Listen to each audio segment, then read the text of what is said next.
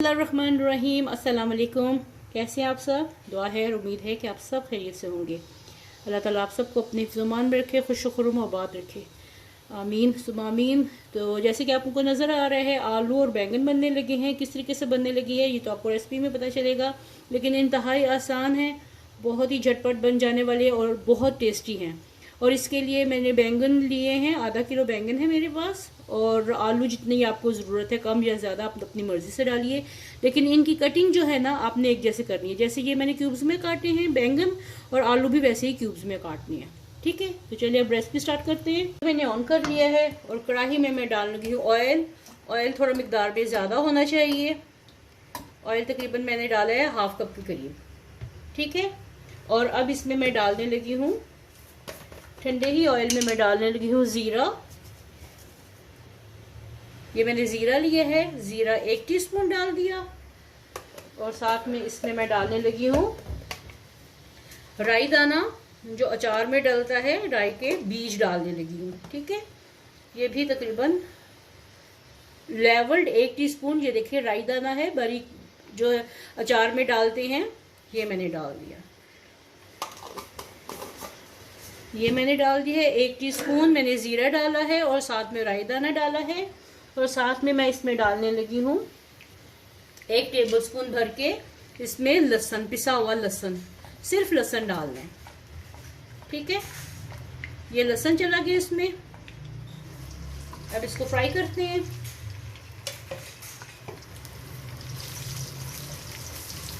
तो लहसुन को इतना फ्राई करना है कि इसका कच्चापन खत्म हो जाए। अब मैं ये देखिए, लहसुन जो है इसकी कच्चापन खत्म हो गया। अब मैं आंच बिल्कुल स्लो करके इसमें मैं 4 टेबलस्पून दही है तो ये डालने लगी हूँ। आंच बिल्कुल हल्की कर दी है, 0 पे कर दी है, ताकि दही जो है वो एकदम से कड़ल ना हो जाए। ये मैंने इसमें दही डाल दिया। ये 4 टेबलस्पून भर के या आधा कप कर लें।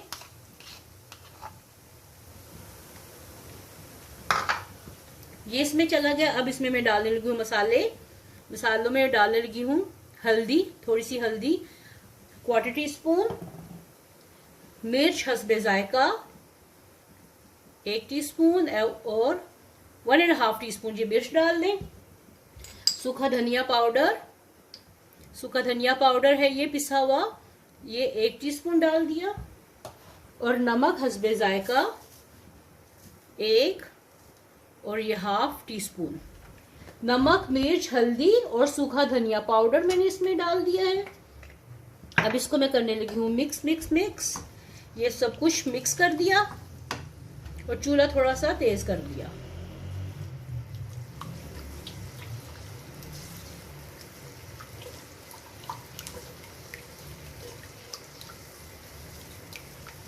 चूल्हा तेज कर दिया। जैसे ये पकने लगेंगे फिर आगे का दिखाती हूँ।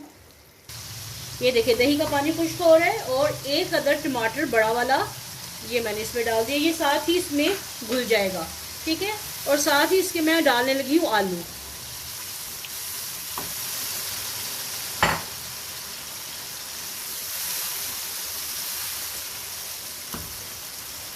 ये आलू को थोड़ा सा मैं भून लूँ, फिर दिखाती हूँ।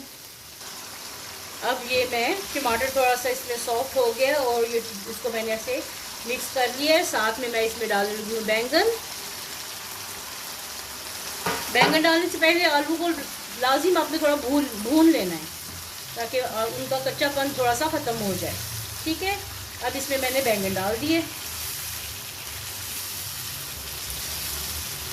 अब इसको अच्छी तरह मैं भूनूंगी।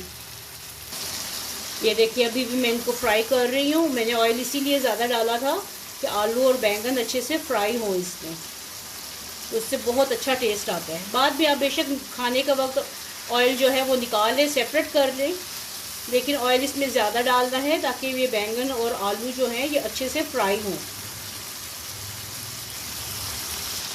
ये देखिए इस बैंगन अभी सही तरीके से गले नहीं है, पके नहीं है, इनमें मसाला सही रचा नहीं है, फ्राई नहीं हुए, तो इसमें सफ़ेदी है।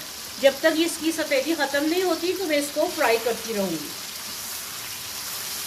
और मसाला जब तक अच्छे से भून नहीं जाता, देखिए अभी इसमें थोड़ा पानी बाकी है।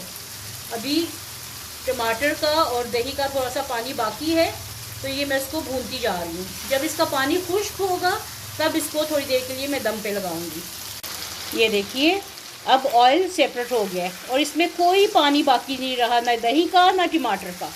ठीक है, अब इसको मैं 10 से 15 मिनट के लिए दम पे लगाने लगी हूँ। आँच मैंने हल्की कर दी है और अब इसको मैं दम पे लगानी हूँ तकरीबन 10 से 15 मिनट के लिए, ताकि आलू भी अच्छे से गल जाए और बैंगन भी। फिर आपको दिखाती हूँ इसकी फाइनल। तो चलिए अब मैं आपको बैंगन की रेसिपी दिखाती हूँ, बैंगन की फाइनल लुक दिखाती हूँ। प्लेट ली है मैंने, इसमें ये बैंगन डाल दिए। इस तरह बनाइए। देखिए प्याज का खर्चा भी नहीं है इसमें, बहुत इसमें प्याज बिल्कुल नहीं डला और ये बहुत मज़े के बनते हैं। इस तरह बना के ज़रूर बताइएगा कि आपको आज की रेसिपी कैसी लगी है।